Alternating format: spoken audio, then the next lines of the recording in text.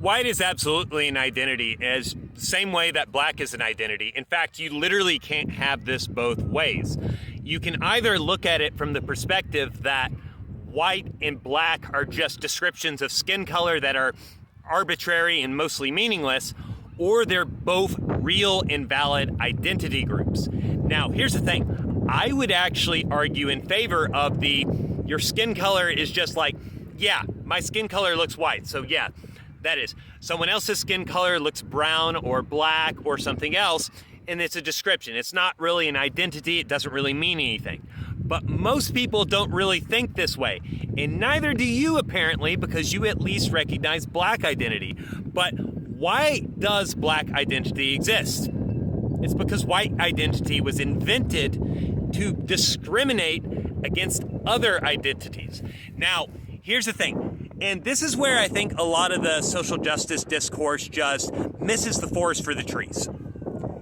Instead of attacking the entire construct of race and supremacy by race, you have tried to invert it by saying, actually, black identity is good and we should protect and cherish it, and we should say that white identity is now bad and we should discourage it and even criticize or discriminate against it.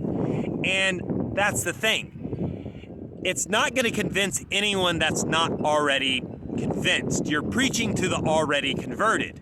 And those white people that have a little attachment to their whiteness for some arbitrary, stupid reason are the most likely to just be turned off by your entire ideology altogether.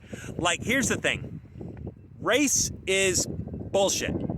It's a pseudoscientific construct, a social construct that was made by racist white European men way back when and used to create a racial hierarchy which put white people at the top and black people, yes, at the bottom.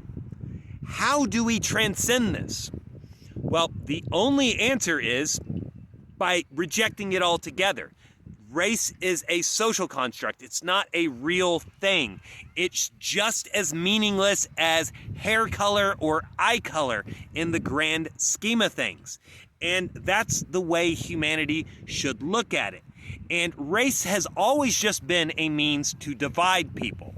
And it's one of the things that we've heard throughout history.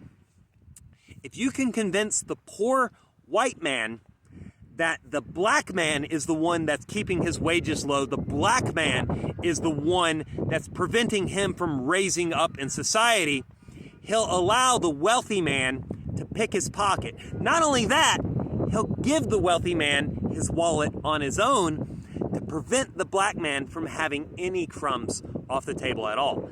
And that's exactly why racism has existed throughout society.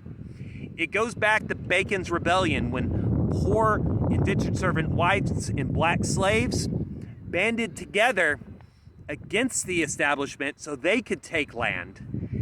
Then, after Bacon's Rebellion was put down, the racial hierarchies in America were set more in stone to put white people on top so that poor white man would at least think he's better than the black man.